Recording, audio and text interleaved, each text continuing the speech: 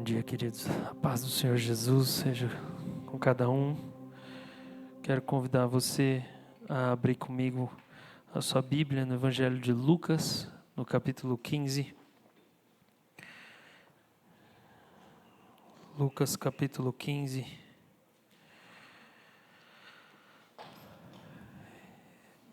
E eu tenho nessa manhã uma reflexão para compartilhar com vocês.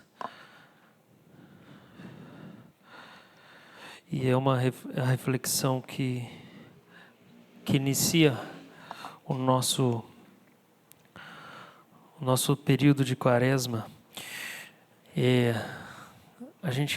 Quando a gente pensa em cosmovisão bíblica, cosmovisão cristã, a gente está pensando como a gente poderia viver a nossa vida toda conformados com a vontade de Deus.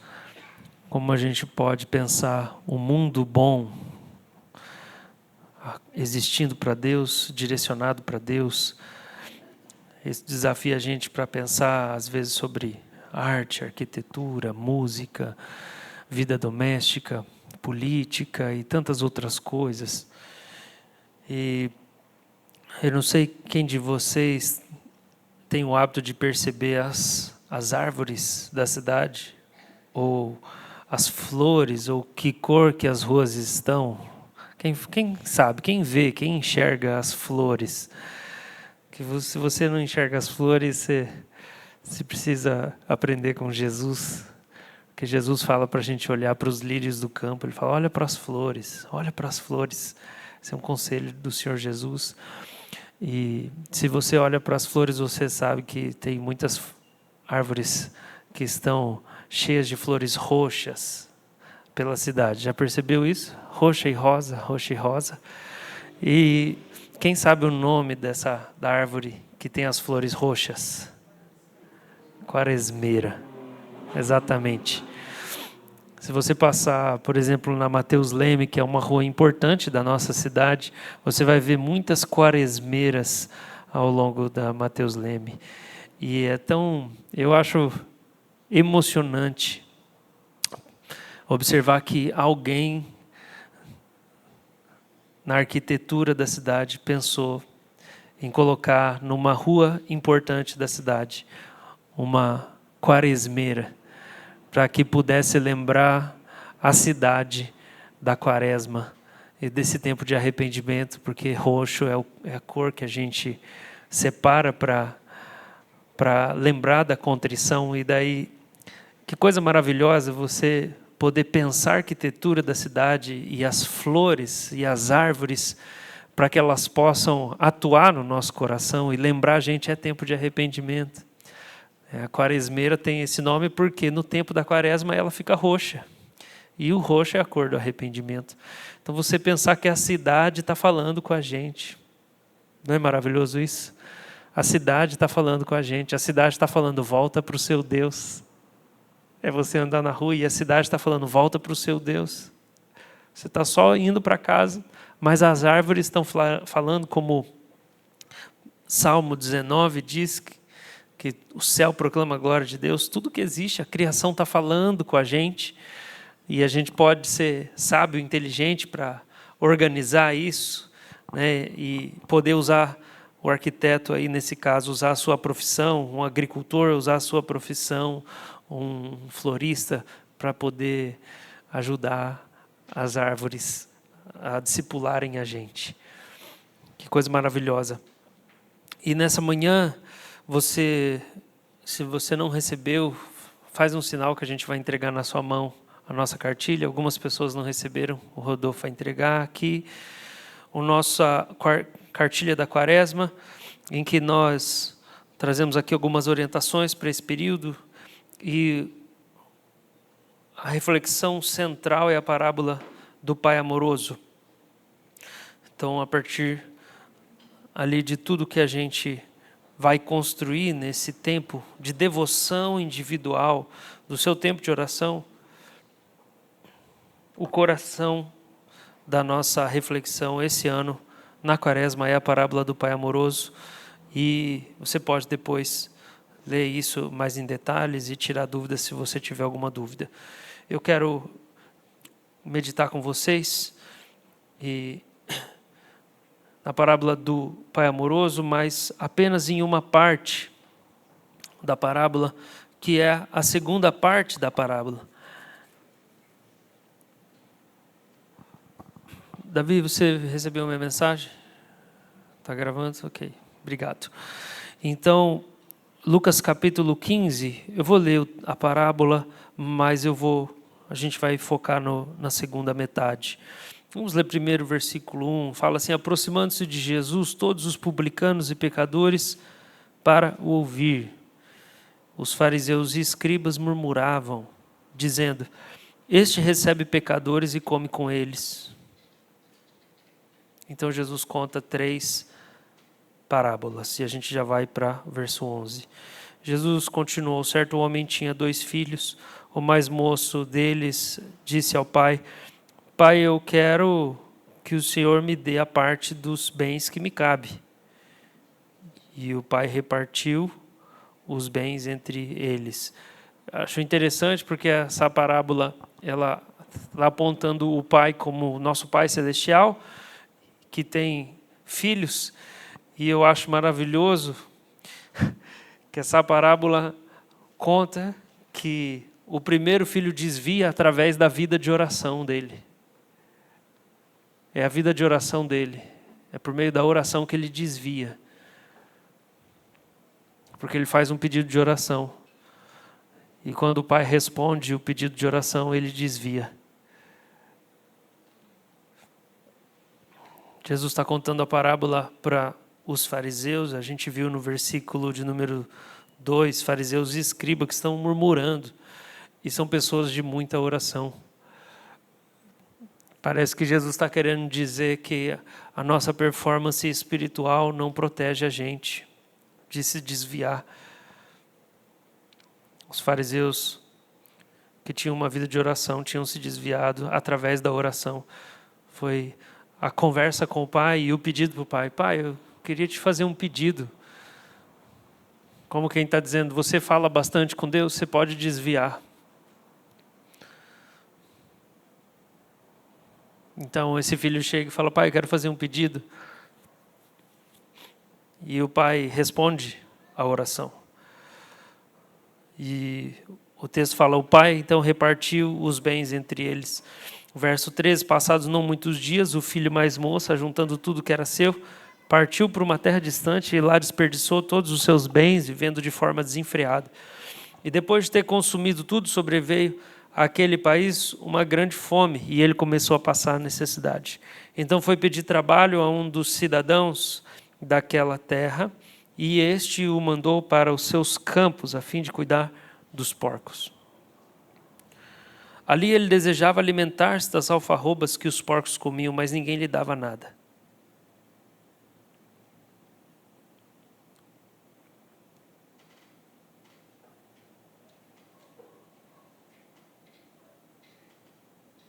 Outra lição para nós aqui é que o mundo não tem nada para nos dar. O mundo realmente não tem nada para nos dar que pode nos saciar, que pode nos alimentar, nos fortalecer.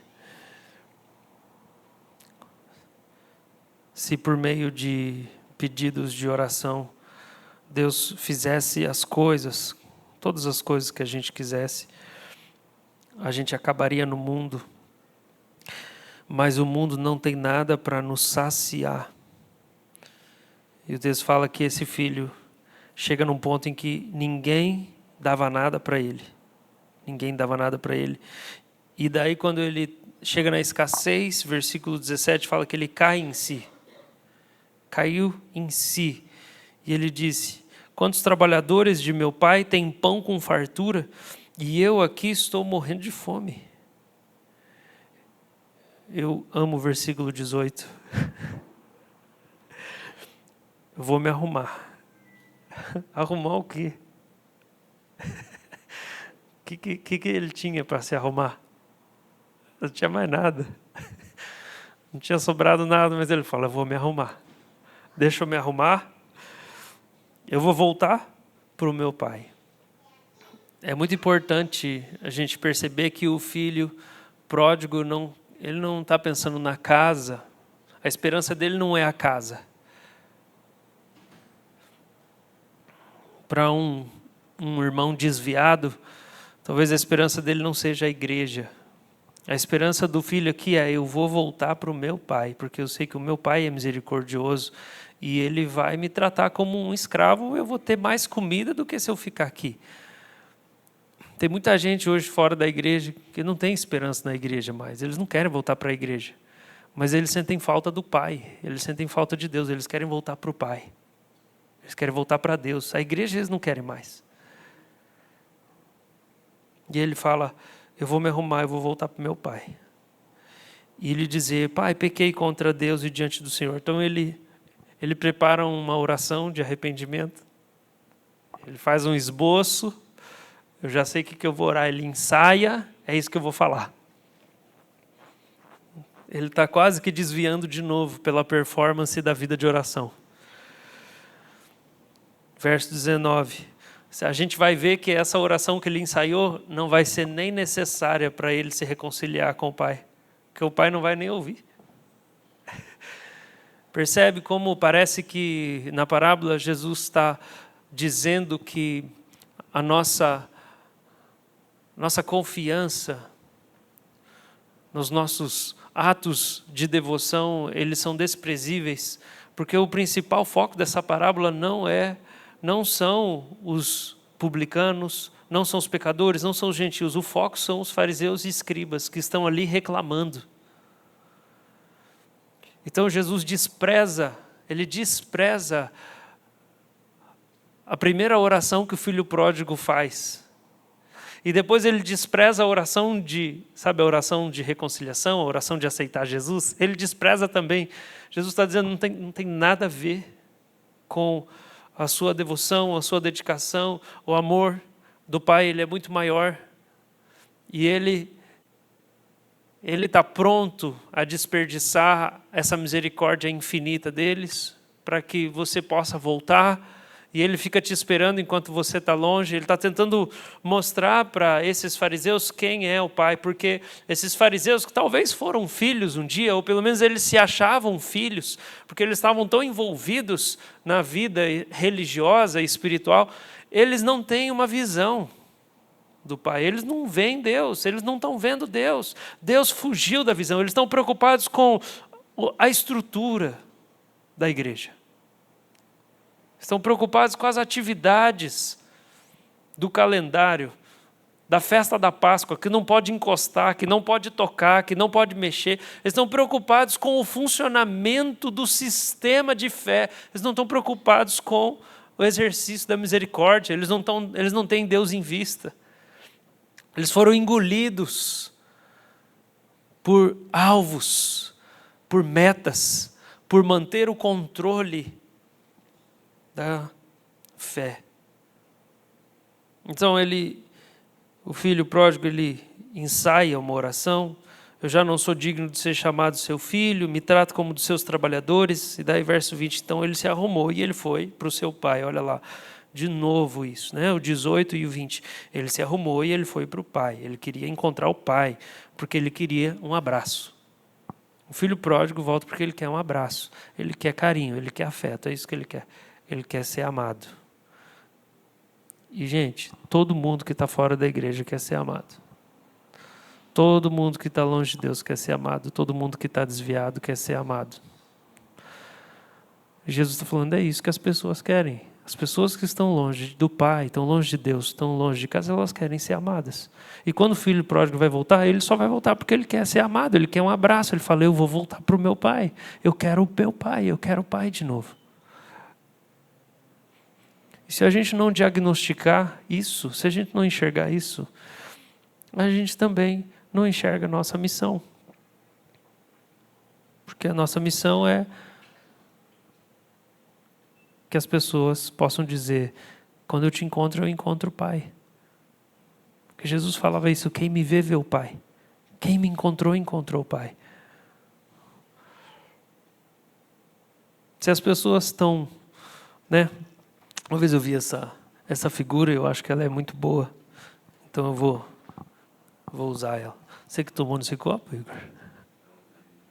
Mas quem que tomou nele? Então, vamos pensar. Pai, eu te ofereço essa água.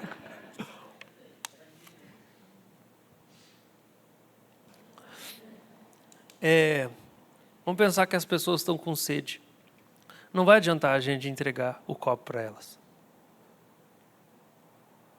Nós vamos morrer de sede. Não vai adiantar a gente entregar o copo para elas. Então, eu sei que a gente pensa em evangelismo e daí a gente pensa sempre nas fórmulas. Apresenta o plano da salvação, fala isso, faz não sei o quê, faz não sei o quê. Nós estamos dando um copo. As pessoas estão com sede. Se elas tiverem certeza que tem água aqui, se elas verem a jarra de água, aí elas vão. Pega esse copo, ela vai pegar até o copo. Até aquilo que não é água, ela vai pegar. Mas o diagnóstico é sede do amor do Pai. Esse é o diagnóstico.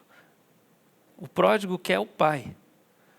E a nossa tarefa é dar o Pai para elas. Nós temos que dar o Pai para elas. Já nós vamos chegar. Verso 20. Então vinha ele ainda longe quando o pai o avistou e, compadecido dele, correndo, abraçou e beijou. E o filho lhe disse: Pai, pequei contra Deus diante do Senhor, já não sou digno de ser chamado seu filho.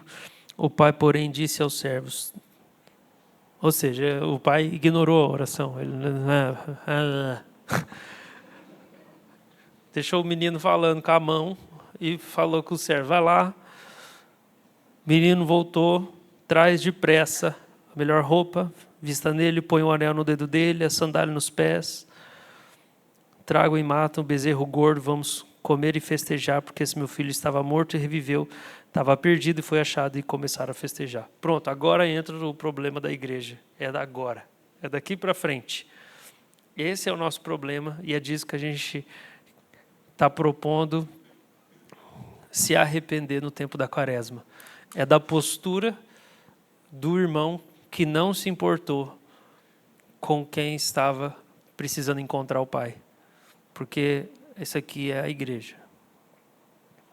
Jesus falou isso para a igreja dos dias dele, isso aqui se aplica para a igreja dos nossos dias.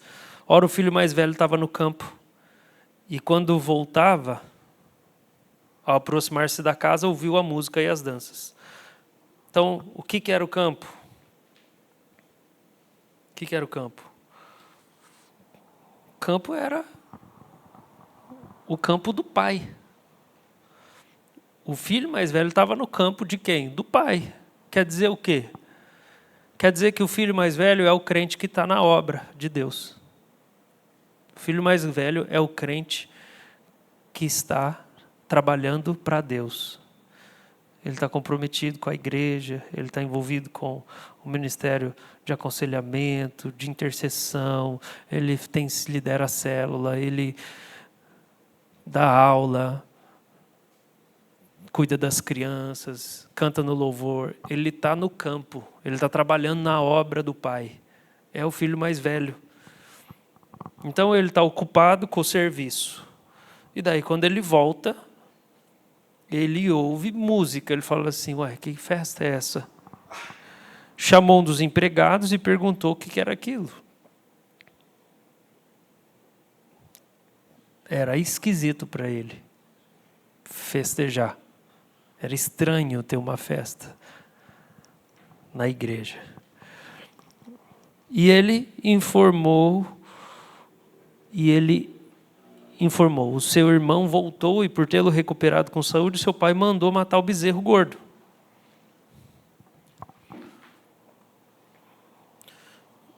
Parece que a palavra arrependimento, ela significa voltar, retornar. Tá? O significado literal é uma das maneiras que ela é bastante usada na Escritura, é voltar, retornar ou se converter. À primeira vista, parece que o filho mais velho ele não precisa se arrepender, parece que ele não estava longe da casa. nem do pai. Na parábola, quem se afasta do pai é o filho mais novo. E o filho mais velho está no campo, ele está perto de casa. O filho, olha o versículo de número 13. O filho mais moço juntou o que era seu, tudo que era seu, e partiu para uma terra distante. Então o mais moço, ele vai lá longe, ele vai embora. O mais velho estava no campo aqui do lado, estava na roça ali, e ele já volta. Então, a princípio, o texto mostra para nós que o filho mais velho, ele não está longe de casa, ele está perto. Ele trabalha para Deus. Mas quem que é esse filho mais velho? Ele trabalha para Deus, mas ele é emocionalmente distante de Deus. Emocionalmente distante.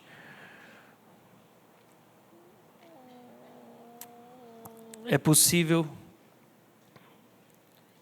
e é o mais fácil, a gente desenvolver a nossa relação com Deus baseada no serviço ou no conhecimento, do que na união, do que na honestidade, do que na sinceridade, do que na transparência.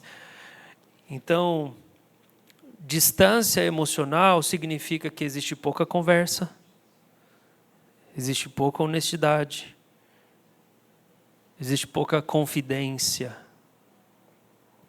Aquele silêncio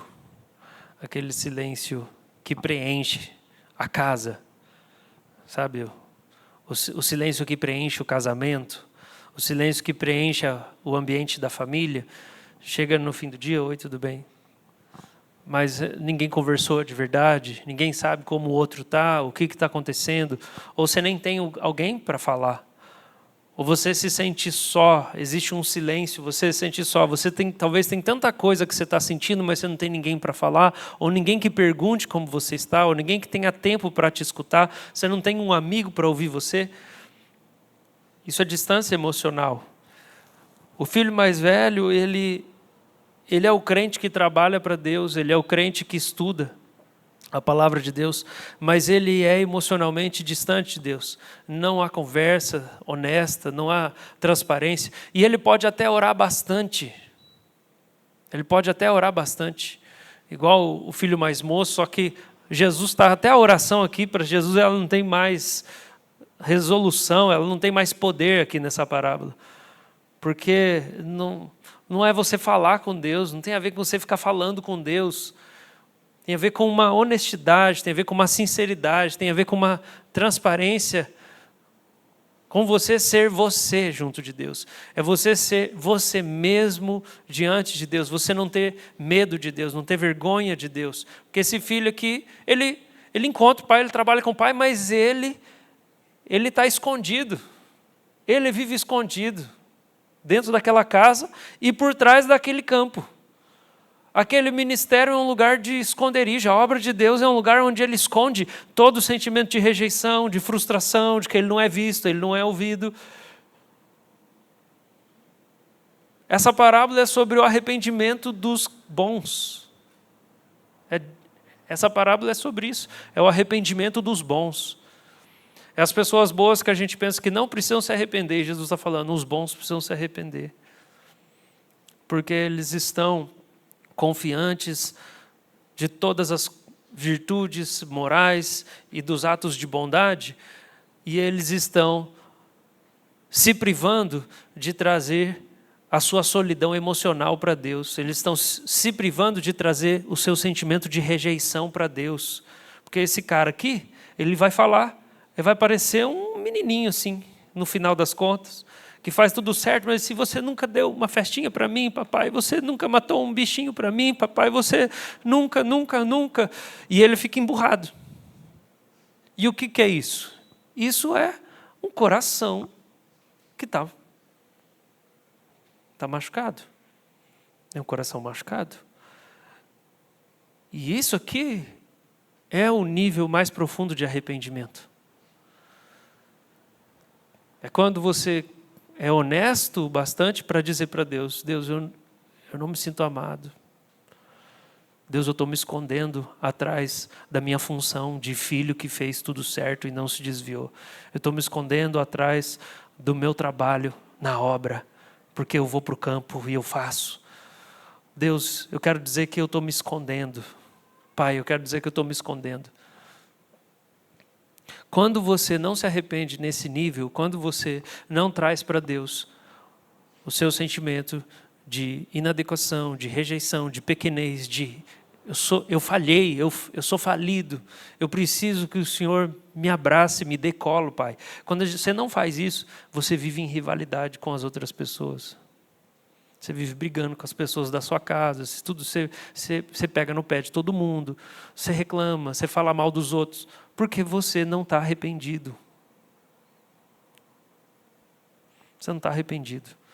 Tudo que aquele irmão tinha que fazer é se arrepender. Ele não consegue se arrepender, porque ele é muito bom, porque ele não saiu de casa. Ele não consegue se arrepender, porque ele trabalha no campo, porque ele é envolvido, e ele não consegue se arrepender. Os nossos atos de justiça nos impedem de nos arrepender. E o que acontece quando a gente não se arrepende? Quando a gente não se arrepende diante de Deus, quando a gente não se volta para Deus e busca em Deus esse lugar de aceitação, de afeto, de cuidado, de carinho, porque a gente é orgulhoso, aí a gente começa a machucar as pessoas que são mais próximas de nós, por causa da nossa falta de arrependimento. Então você sabe que ele está distante do pai emocionalmente, porque o pai está festejando e ele não está. Então existe uma desconexão.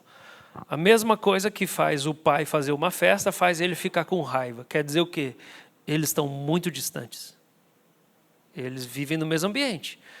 Mas como que uma coisa que fez um pai fazer uma festa, faz um filho ficar morrendo de raiva, de um jeito que ele não vou nem entrar dentro de casa? Eles estão distantes. Vocês estão entendendo, gente? Esse cara está longe de Deus. É isso que Jesus está falando. Se o que faz Deus feliz faz você ficar com raiva, quer dizer que você está longe de Deus. Faz sentido isso?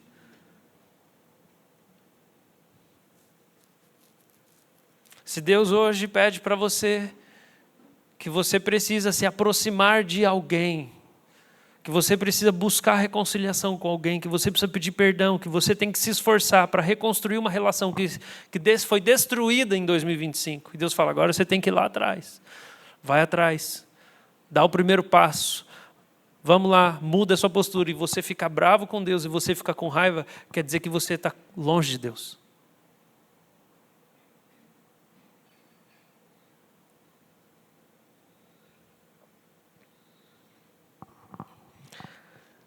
Essa palavra foi a primeira palavra desse ano que falou comigo. E ela falou comigo assim como um verdadeiro murro na boca do meu estômago. Eu levei um murro, acho que um anjo, ele realmente deu um soco em mim. De verdade, eu não vi ele, mas eu acho que um anjo deu um soco na minha barriga. Quando o pastor missionário Naftali estava pregando em cima dessa parábola, acho que o segundo domingo do ano, eu levei um murro, que eu saí com dor de barriga da igreja. Eu saí com dor de barriga, eu fiquei o domingo com dor de barriga. Porque Deus falou comigo, você precisa ir atrás do seu irmão desviado. E eu fiquei com raiva de Deus. Falei, não quero, não gostei dessa palavra. Deus falou, responsabilidade sua. Passei mal, senti no meu corpo. O que isso sinaliza? Que eu estou longe de Deus.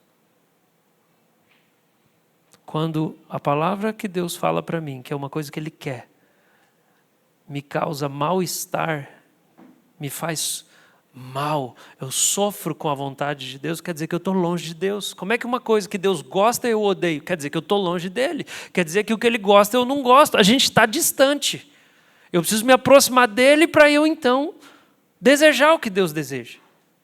Por isso que nós vamos jejuar, para a gente poder se aproximar. Porque quando o Senhor falou isso comigo, logo em seguida o Senhor falou, você precisa jejuar e se humilhar. Minha quaresma começou já, gente, faz uns 40, 50 dias já.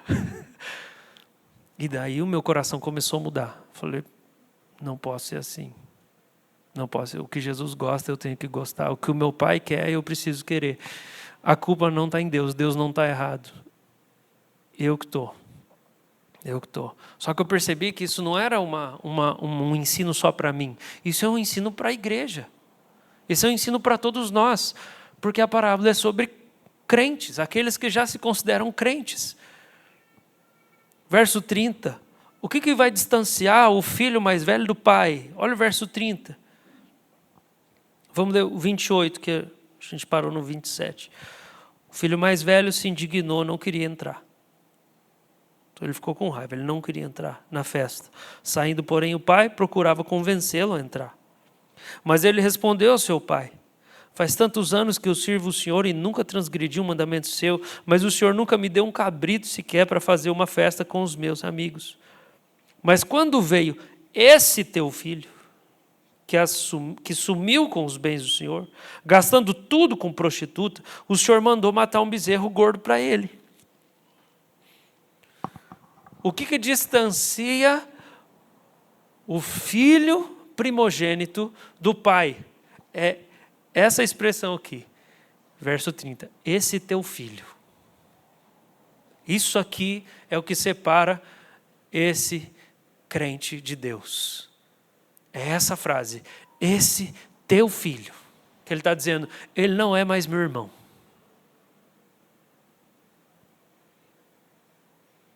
Claro que alguns de nós nunca falamos isso desse jeito. A gente só passa a ignorar a existência de pessoas que são importantes na nossa vida, ou que foram importantes. Pode não ser irmão de sangue, pode ser um amigo que foi importante para você. E você passa a dizer, ele não é mais parte da minha vida, ele não é mais meu amigo. Um dos testemunhos mais belos que a gente pode ter é quando a gente olha a vida de irmãos aqui em Cristo e perceber que durante o tempo em que eles não eram crentes, a igreja tratava eles e eles tinham amigos verdadeiros dentro da igreja. Ou no tempo em que eles se afastaram do Senhor, haviam irmãos em Cristo que continuavam tratando eles com amor e cuidado. Então o que separa, faz esse crente aqui estar longe de Deus, não é que ele pulou carnaval. Não é isso aqui que separa ele de Deus, não é que ele está bebendo escondido de noite, ou que ele está fumando maconha, ou que ele está votando no Lula, ou qualquer coisa que na sua cabeça você pensa que vai fazer o cara ficar desviado de verdade. O que desvia esse cara aqui, que faz ele estar longe de Deus, é que ele apagou da vida dele pessoas que foram importantes para ele um dia. Ele apagou essas pessoas. É isso aqui que Deus está falando. Esse cara está perdido. Sabe por quê? Porque o amor acabou do coração dele. Não tem amor no coração dele. Então, por isso que essa mensagem é o arrependimento dos bons. Porque a gente olha os bons pelo comportamento deles, pelas devoções, pelas coisas externas. Só que Jesus quer olhar se existe amor no coração. Porque se não existe amor no coração, o bom precisa se arrepender. Se ele não tem afeto, se ele não se importa com outras pessoas que passaram pela vida dele, ou que não estão bem, então ele precisa se arrepender. Porque esse cara aqui, ele está longe de Deus, por causa de uma coisa que a nossa cultura valoriza muito hoje, que é o isolamento. Nossa cultura valoriza o isolamento, nossa cultura ela celebra o distanciamento social, a privacidade, o afastamento. Né? E eu sei que existe a psicologia má e a psicologia boa, a psicologia ruim e a psicologia que faz bem para nós. A psicologia ruim, quantas de vocês já não ouviram esse conselho? Ai, tem alguém fazendo ruim, é muito difícil, então se afasta, não conversa mais. Ah, está difícil a convivência, então tira essa pessoa da sua vida, então. Às vezes como o primeiro recurso ou quando com o caminho mais rápido, a cruz é arrancada. A cruz é tirada da pessoa. Porque a gente só carrega a cruz nas relações. A cruz não tem propósito se você não se relaciona com ninguém. Você só se relaciona com gente fácil, você não precisa carregar a cruz. Porque Deus não é difícil de relacionar. Você vai carregar a cruz na relação com Deus? Deus não é difícil. Deus é maravilhoso, Ele é ótimo. A gente precisa da cruz por causa das relações.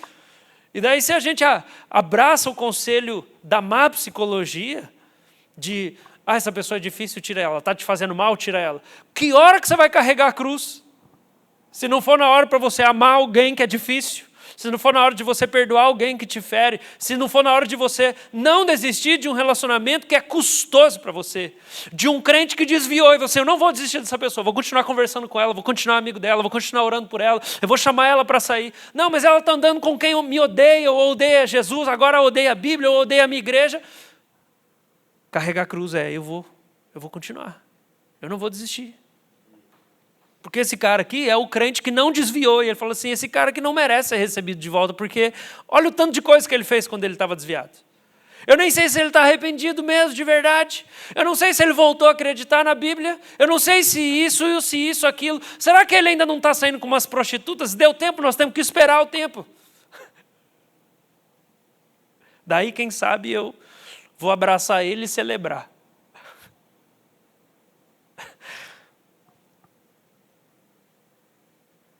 O Nick fala que quando eles mudaram para Curitiba,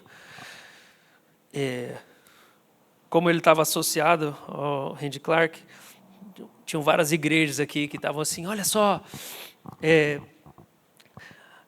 a gente vai dar apoio para o Nick, porque o Nick anda com o Randy Clark, não sei o quê, e daí foram nas igrejas e cantaram e pregaram e tudo mais.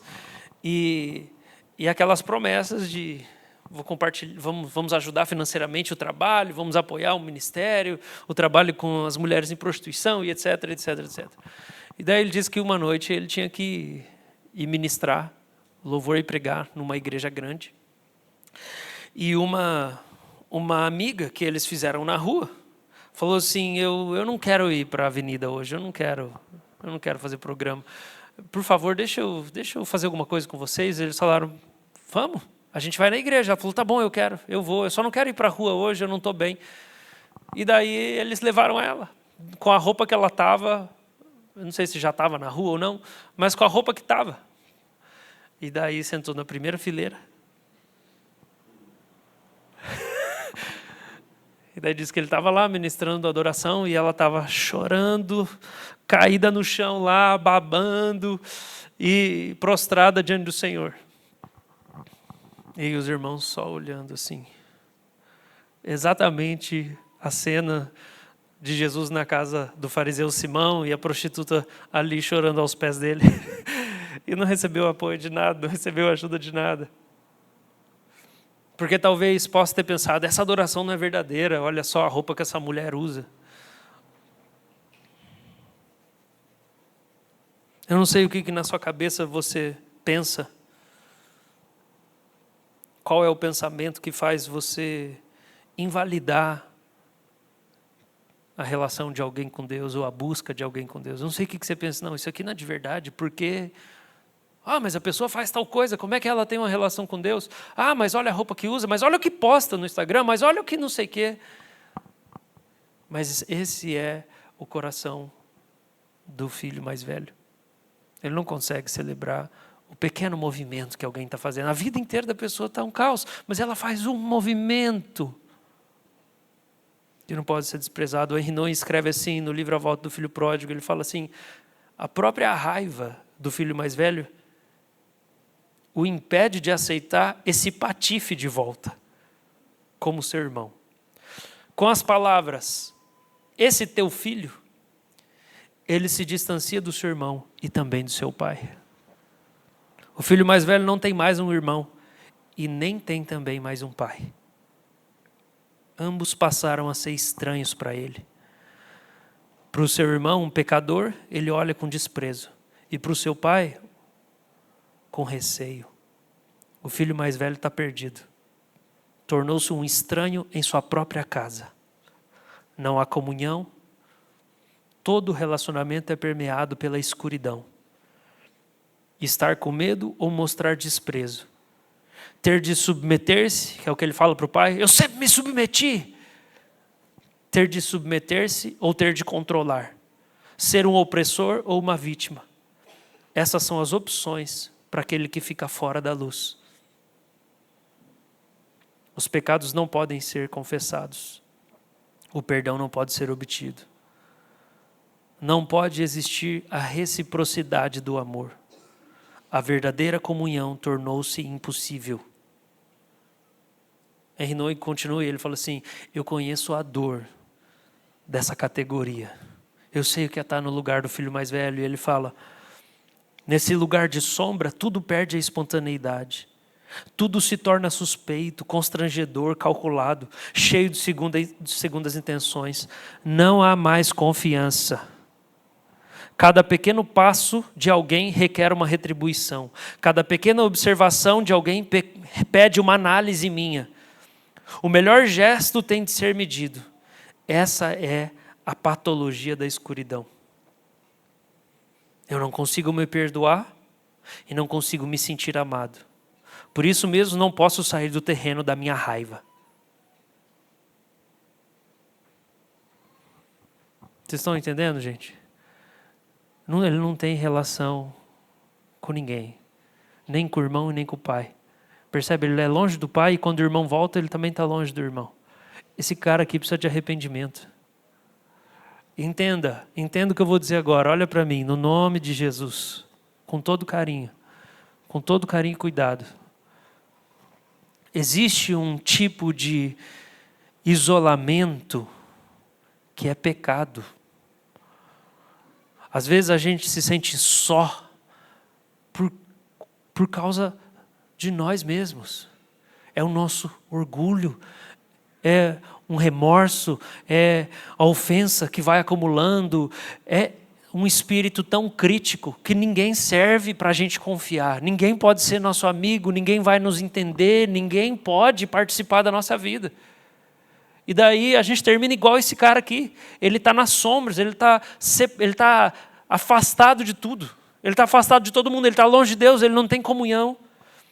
É por isso que a espiritualidade virou uma coisa individualista, uma coisa de consumo mesmo. Eu vou lá no culto, foi bom, eu chorei, eu senti, eu fui embora, mas eu não provo o amor. Eu posso experimentar algum alívio da presença do Espírito Santo, algum alívio, sim, porque Ele é misericordioso, mas eu não provo o amor, porque o amor só é provado na relação comunitária, o amor só é experimentado na convivência.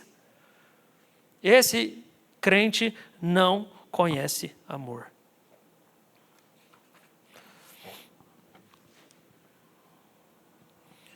Ele tem um senso de justiça desequilibrado. Então ele acusa os pecados do irmão dele para Deus, ao invés de interceder que Deus perdoe o irmão. Ao invés dele conversar com o irmão. Sabe aquela pessoa assim que você pensa assim, mas eu não sei como começar uma conversa com ela? Se eu falar para você assim, vai conversar. Aí você diz, eu não sei como começar. Então, já está travado já. Só tem que conversar. É o irmão. É o irmão ou não é? Você é um irmão ou você não é um irmão? É só conversar. Perceba, o não conversar denuncia seu coração. Porque o amor, ele tira o seu medo de conversar. Se você está com medo de conversar com alguém, quer dizer que não tem amor no seu coração. Quer dizer que tem controle, quer dizer que tem análise, quer dizer que tem outra coisa. Você está armado, você está querendo performar, eu não sei o que eu vou falar. Quer dizer que você não tem amor, então você não vai conversar, você não se importa, você não se aproxima, porque o amor aproxima. Então você precisa se arrepender, porque o seu coração está sem amor. E essa parábola é para falar de um crente que não tem mais amor no coração. Mas ele tem tudo de crente, mas ele não tem mais amor. E é por isso que ele precisa se arrepender. Porque o amor é a coisa que importa para Deus dentro do nosso coração. O que importa é a fé que se manifesta pelo amor. Não é quem é circuncidado, quem não é circuncidado. É a fé que opera pelo amor. Se não tem amor, está desviado. mesmo que esteja dentro do sistema, da estrutura, das disciplinas, das práticas espirituais. Então, se você não se importa com outra pessoa, você está desviado.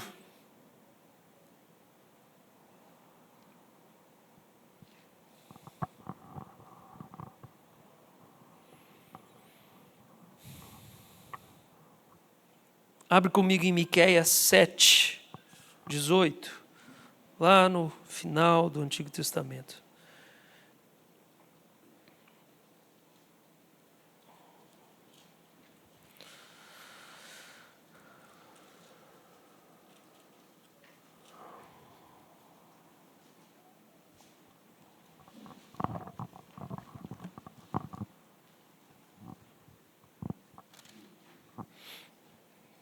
Você vai voltando ali, é Malaquias, daí você passa por Zacarias, Ageu,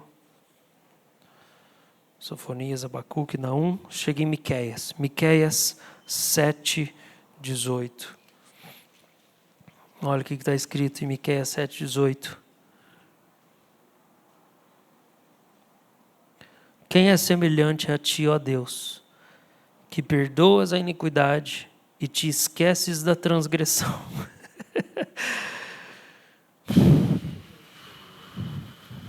O Senhor não retém a sua ira para sempre, porque tem prazer na misericórdia.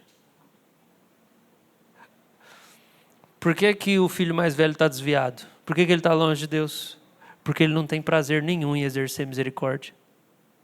Ele é muito diferente do pai dele.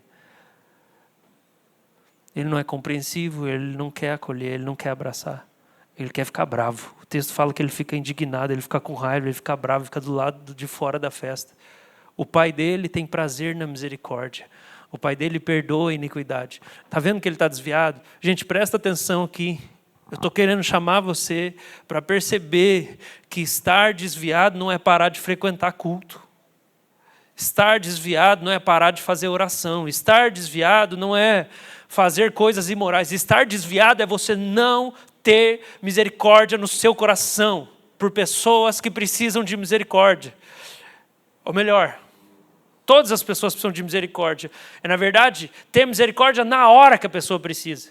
É você não conseguir usar a misericórdia na hora que as pessoas que convivem com você estão precisando, porque todos precisam, é só uma questão da hora. Que hora que está precisando? Que hora que é o momento oportuno? Porque Deus tem prazer. Ele tem prazer. Se você não tem prazer no que Deus tem prazer, então você está longe de Deus. Você está separado dele.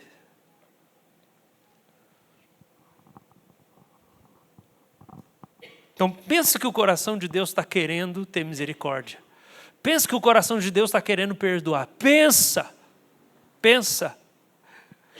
É por isso que o evangelismo, a evangelização, parece que é uma tarefa assim que a igreja arrancou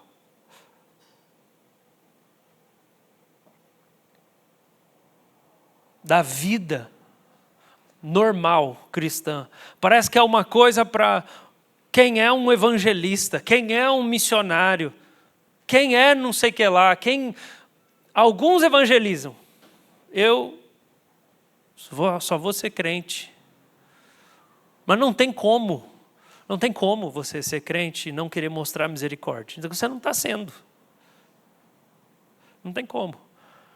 Você não querer que alguém seja perdoado do pecado. Então isso é se importar com o pecador, isso é se importar com quem está afastado de Deus, quem está longe de Deus. É esse coração. Se você chegar perto desse coração de Deus, você vai querer isso também. Você vai se importar. Nós abrimos o culto hoje com a leitura do texto de que o céu faz festa quando o pecador se arrepende. Quer dizer que isso é um motivo de alegria para Deus. E é isso aqui a última coisa que mostra como que esse filho está desviado, porque ele não consegue festejar, ele não consegue fazer festa, ele não consegue ficar feliz. Como que deixa Deus feliz? Ele não consegue. A raiva dele mantém ele separado da presença. Então ele está fora da festa, o pai está dentro da festa. Esse cara não consegue. Ele se sente seguro num lugar de apatia, tristeza, indiferença. Sabia que tem crente que faz o seu ninho na tristeza? Tem crente que faz o ninho na tristeza. Ele até confunde isso com arrependimento. Ele confunde isso com sobriedade. Tem crente que faz o ninho dele na indiferença, na apatia. Eu não sinto nada, mas eu também não brigo com ninguém. É um lugar seguro. Mas ele acha que é um lugar seguro, ele acha que ele pode andar com o Deus que celebra, que faz festa, que depois de ter dado tudo, vamos de novo, pega o melhor animal lá, pega a melhor roupa, pega tudo, vamos lá. Se você não sente, você precisa se arrepender também. Você sabe sentir coisas boas por causa das pessoas? Você sabe ficar feliz porque as pessoas estão melhorando? Você consegue ficar feliz porque o seu irmão de sangue conseguiu um emprego que ele vai ganhar mais do que você? Ou você só torce o nariz e fala assim, ele sempre foi mala mesmo, sempre se achou superior? Você consegue celebrar que a sua esposa ganha mais dinheiro que você? Ou você fica o crente mongão, fala, eu tenho que ser o provedor dessa casa, eu tenho que ganhar mais.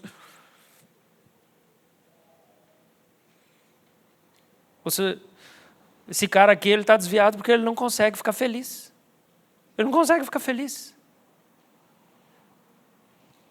Olha que coisa boa acontecendo. Um cara que não consegue ficar feliz. Demonstração de afeto dá medo nele.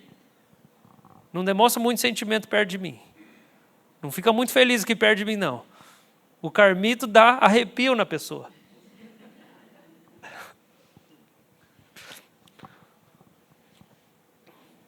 Deixa Deus usar o carmito para curar você.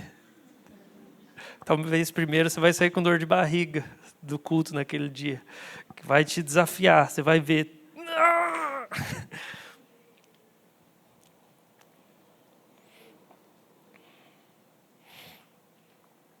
Quero encerrar com Daniel 4, 27. Volta mais um pouquinho só, você está em Miqueias. Volta mais um pouquinho. É um texto que eu achei importante. Daniel 4, 27. Eu acho que existe uma similaridade aqui de Nabucodonosor com o irmão mais velho. Porque Nabucodonosor, ele está recebendo um juízo de Deus por causa da arrogância dele, da soberba dele. Né? Ele se tornou altivo. E quando Daniel vai dizer para ele, a maneira dele ser restaurado, recuperado, Daniel dá uma instrução.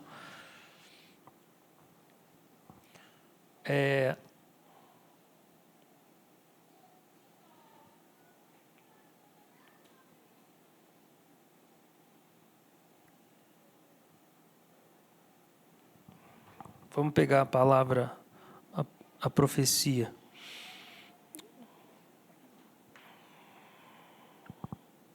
Versículo 24, Daniel fala, essa interpretação, ó rei, e esse é o decreto do Altíssimo que virá contra o meu senhor o rei. O senhor será expulso do meio das pessoas. É interessante que está falando de um afastamento social, um isolamento. Você já perdeu a habilidade de conviver com as outras pessoas, porque você é tão arrogante que agora você vai ser expulso mesmo. Você nem vai andar perto de ninguém. Você vai ficar no meio do mato. Já que ninguém é bom como você, igual o filho mais velho está isolado da festa, a sua morada será com os animais selvagens, porque ele mesmo virou um selvagem por causa do orgulho dele. O senhor comerá capim como os bois. Então, tá aí, ó, jejum de Daniel, só salada. E será molhado pelo orvalho do céu, e passarão 7 tempos, até que o Senhor, ó Rei, reconheça que o Altíssimo tem domínio sobre os reinos do mundo e os dá a quem quer. Ou seja, sua soberba, ela vai ter que baixar. Você vai ter que baixar a crista a hora que você reconhecer que foi Deus que deixou você governar, Deus que te pôs nessa posição. Daí vai acabar esse juízo, 26. Quanto ao que foi dito, que se deixasse o toco da árvore com as suas raízes, isso significa que o seu reino voltará a ser seu. Depois que o Senhor tiver reconhecido que o céu domina, não é você que manda. Mas agora o 27. Portanto, ó rei, aceite o meu conselho. Olha o conselho de Daniel. Abandone os seus pecados, praticando a justiça, e acabe com as suas iniquidades, usando de misericórdia para com os pobres. Assim talvez a sua tranquilidade se prolongue. A palavra de arrependimento aqui, ela é: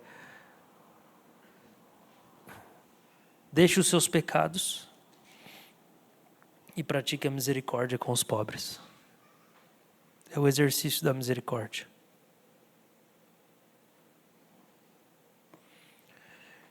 Então, irmãos, o que eu quero propor aqui para nós é que a quaresma, ela fazer sentido para nós, porque a gente está querendo voltar a sentir misericórdia das pessoas com os erros que elas cometem, com as falhas que elas possuem.